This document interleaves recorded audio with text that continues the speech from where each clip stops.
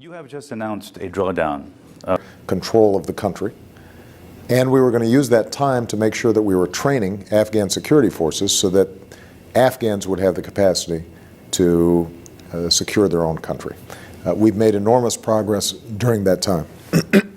And so what we've seen is an additional 100,000 Afghan forces trained.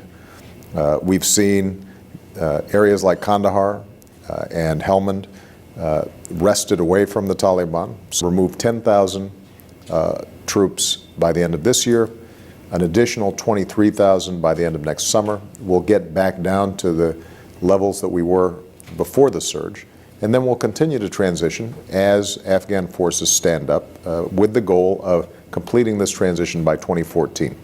Beyond 2014, though, we want to make sure that we maintain the strong relationship with the Afghan people and the Afghan government.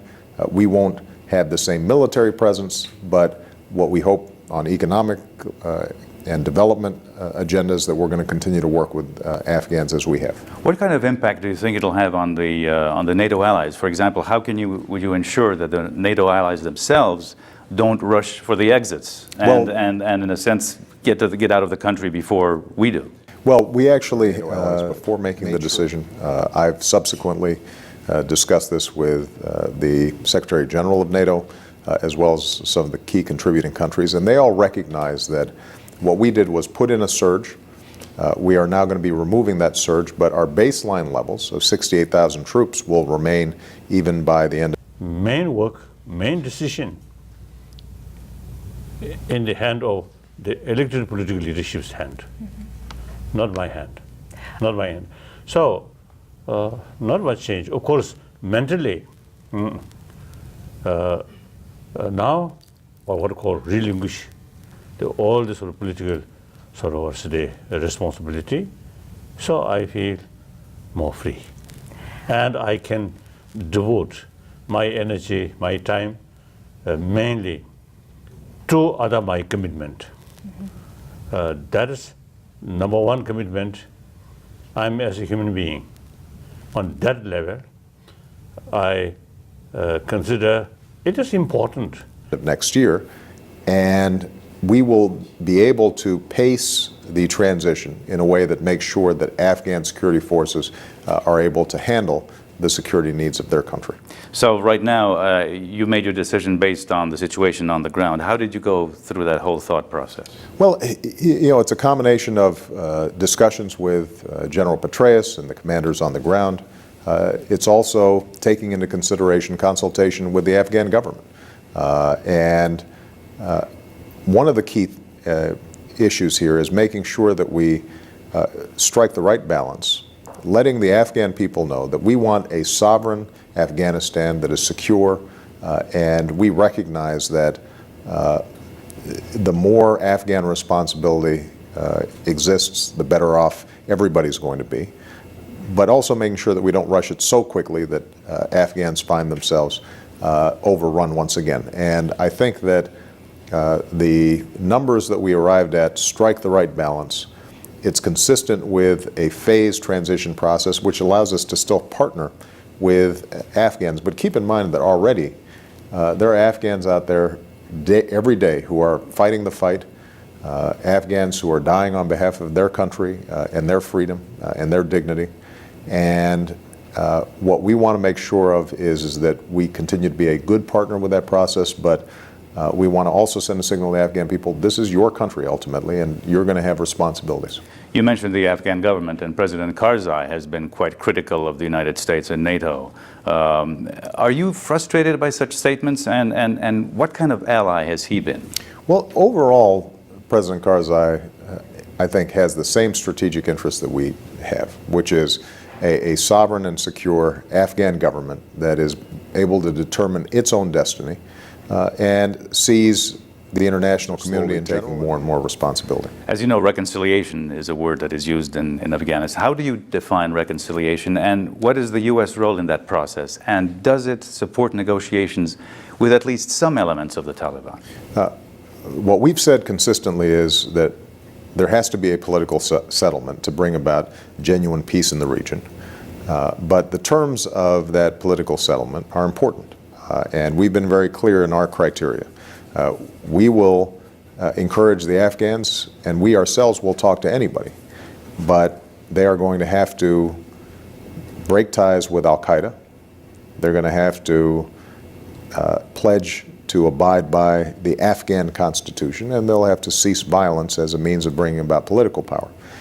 If they take those steps, then I think that there's a strong possibility of creating the kind of political settlement that would finally give Afghans relief from 30 years of war.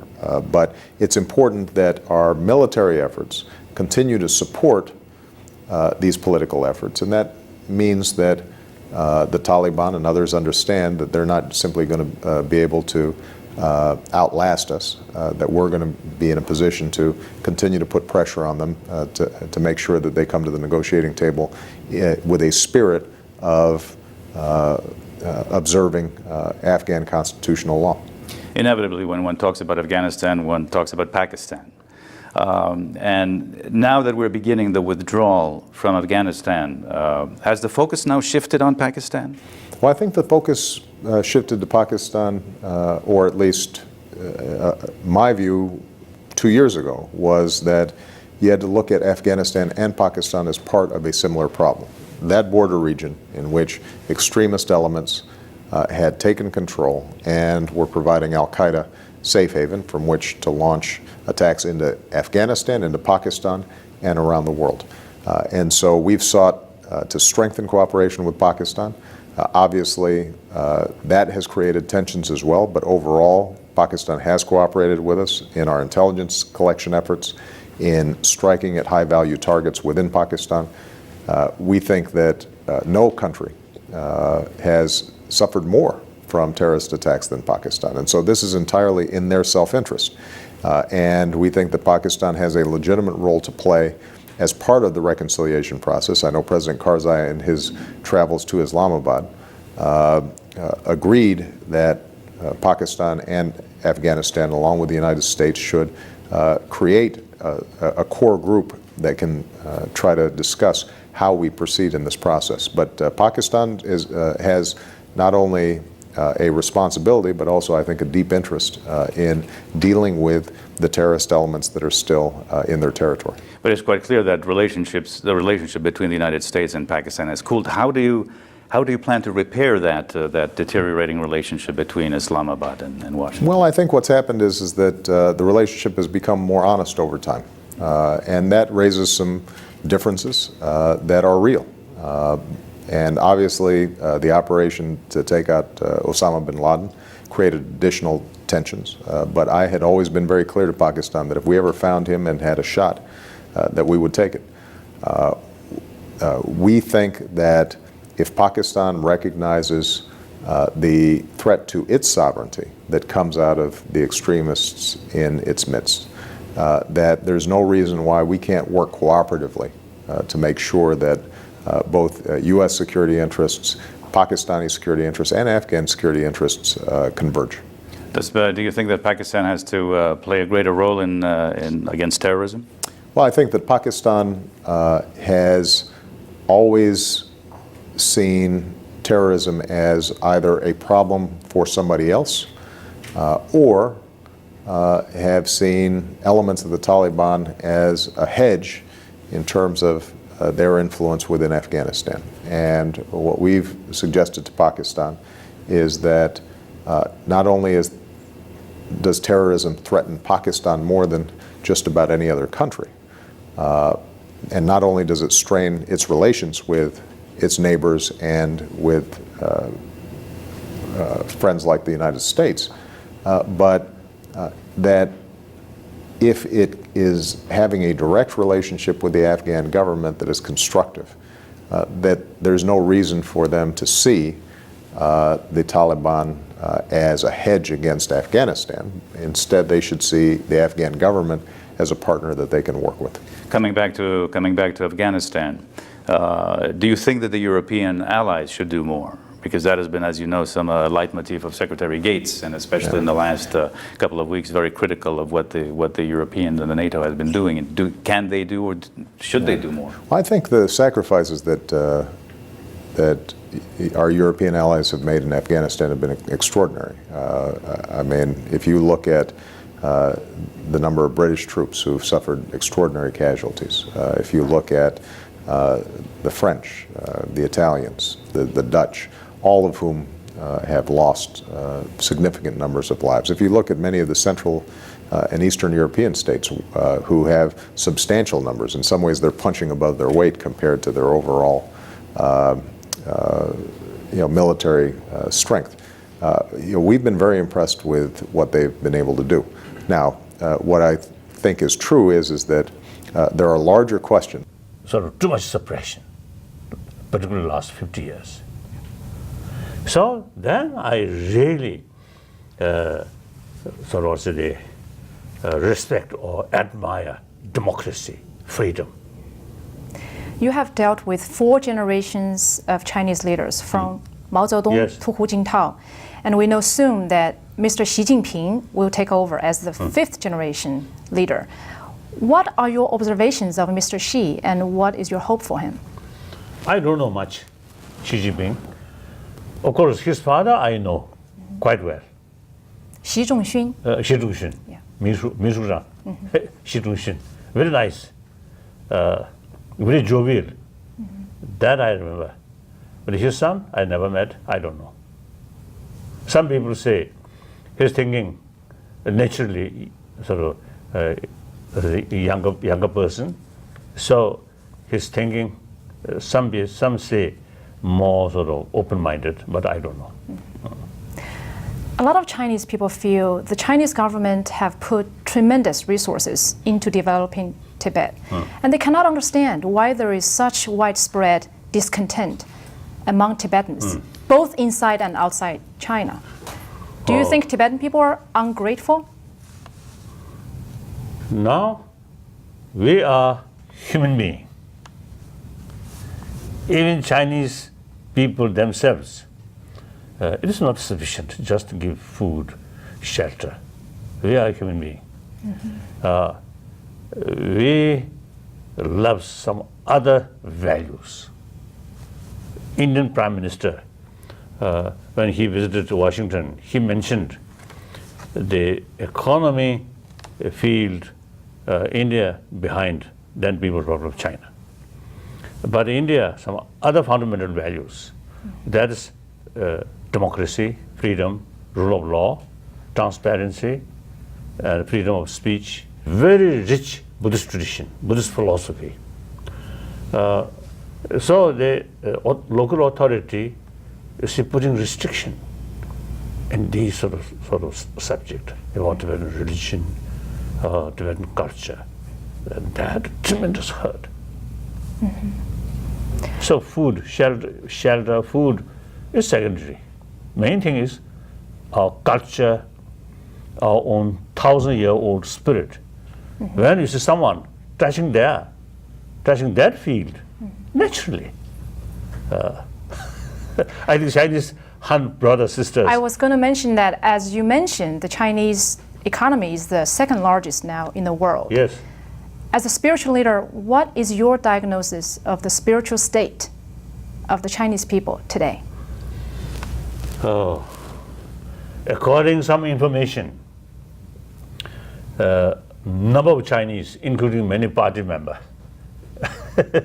now showing interest about spirituality more and more, I heard. And then the last few years, say more and more Chinese Han brothers, sisters from mainland China coming to see me. And many of them, when we met, crying. They really genuinely express their their interest about Buddhism. So according to some information, the number of Buddhist believers nowadays in China, nearly 300 millions.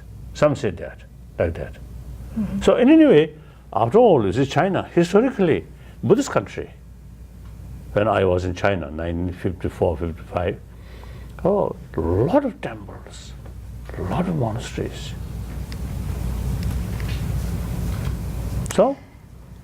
So you see, they're bound. You see, they like in the other sort of countries where materially highly developed. So people from such sort of society now, more, I mean, a number of cases, people who have everything, even millionaire or billionaire, but they find something missing. So among such people, now gradually you see turning spirituality. So in China also, now economy growth eventually bring another level. People then feel it is something missing. Only money is not sufficient. And then also you see the corruptions, immense corruption. So these clearly sort of shows their lack of principle, moral principle. Talking about the younger generations in China, the younger generations in China today face a lot of issues in their lives. And why do you think they should care about Tibet and what's going on there? Oh yes, ordinary Chinese not necessarily to take care about Tibet very far. Yes. So but the Chinese government, you say, have to take care.